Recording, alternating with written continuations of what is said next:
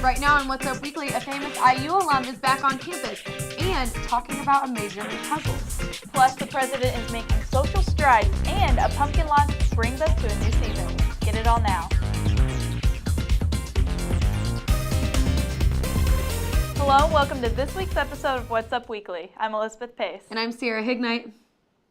IU offers more than 500 academic programs and the ability to even make your own major. New York Times puzzle editor Will Shortz did just that when he attended IU and majored in puzzles. Shortz came back to IU and gave a lecture on his puzzle inspirations. Take a look. Puzzle master Will Shortz returned to IU last week to lecture about one of his inspirations in the puzzle world. Sam Lloyd, a puzzle creator in the late 1800s, fascinated Shortz with his unique puzzles.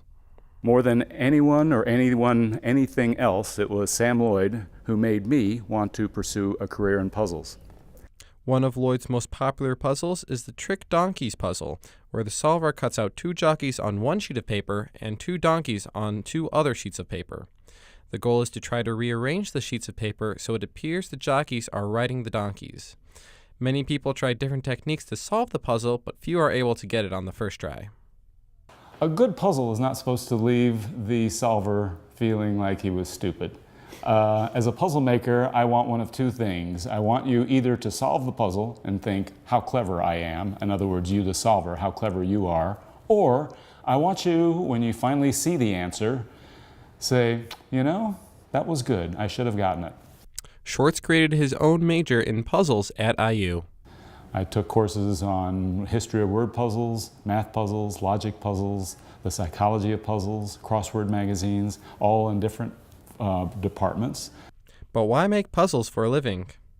And if you can break through and solve a really hard puzzle, it is it's a feeling of elation, a great feeling, and that's what I'm trying to leave you with. For What's Up Weekly, I'm Neil Hedlund.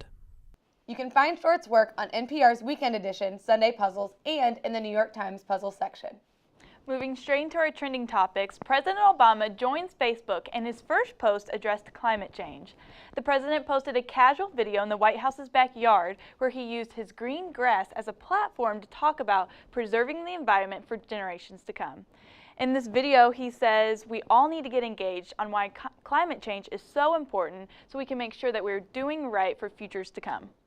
The president said he chose to register on Facebook because 3 in 4 adults online use it. His page is currently being run by the Organization for Action and already has over 45 million followers. Wow, that is a lot of followers. It is. It's good to see him finally joining us on Facebook. I know, I was kind of surprised that being someone of his stature before, he held a government position before back when he was in Chicago, that he didn't already have a Facebook. It seems like it's almost uncommon now to not have one. Exactly, and he is on Twitter. So what is that to say about Facebook? Are they behind? Is it not as popular anymore that people are joining Twitter before they even think about Facebook?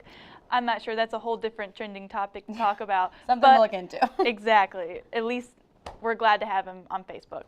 Our next trending topic has to do with the University of Missouri, where their president and chancellor resigned on Monday over race. So this all kick-started when a graduate student, John Butler, went on a hunger strike because of racist actions being done on campus and no repercussion for those students making those actions. His hunger strike actually caught the attention of the entire Missouri football team, where they also went on strike for participating in any football activities. A couple days later, the president and chancellor both resigned. That's crazy, but something rash had to happen because there were some crazy things going on that campus that were clearly targeting certain racial groups that were just completely inappropriate and not okay. And just as a disclaimer, the University of Missouri did not condone any of these racist actions. The problem that students and the community had with it is that they didn't offer any repercussions or punishment for those actions. So in a way, they were permitting those things. So you're exactly right. This was something that had to be done, and the president saw it fit to resign himself. Moving on to our next trending topic, also talking about discrimination, the recent Starbucks Holiday Cup has been catching some backlash. The ever-popular coffee giant has removed the phrase Merry Christmas from their holiday cups.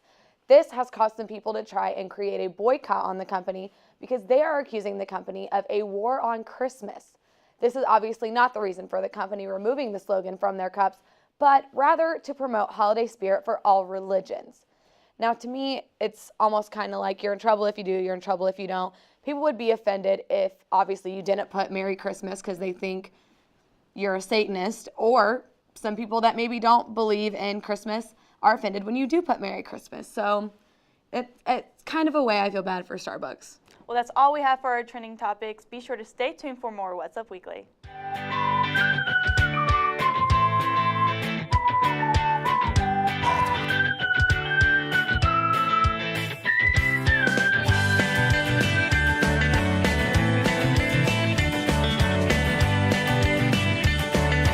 And it's an honor to be here.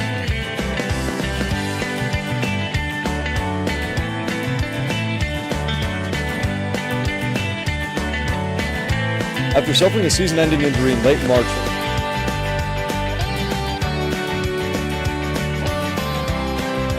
as you can see behind me.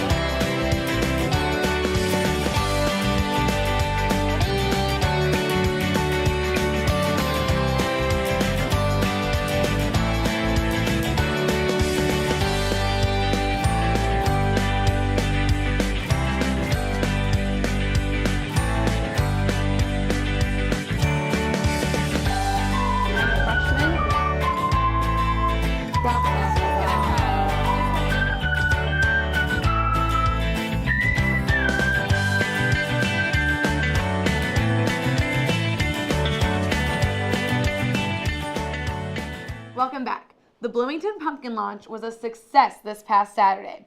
People form teams and work all year round creating their own catapults and cannons to see who can launch their pumpkin the farthest and who has the best accuracy.